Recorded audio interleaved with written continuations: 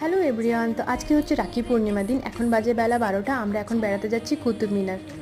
তো আমরা এখানে পৌঁছেও গেছি, তবে এখানে ঢোকার আগে আমাদের টিকিট লাগলো।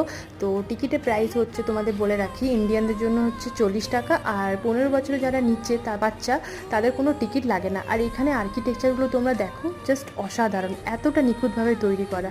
আর এই যে সমাধিটা দেখতে পাচ্ছ, এটা হচ্ছে ইলতুৎমিশের সমাধি। এখানে এরিয়াটা বিশাল এরিয়া, ঘোরার জন্য একটু সময় দরকার।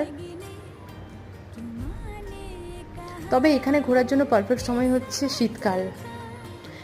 এই আগস্ট মাসেও এখানে ভালোই গরম আছে। তো তোমরা যদি এখানে ভিজিট করতে চাও, অবশ্যই শীতকালে করবে। তো আমরা তাও এখানে 1 থেকে 1.5 ঘন্টা ছিলাম, আর টুকটুক করে সব জায়গাগুলো ঘুরলাম। তো আজকের ব্লগটা এতটাই।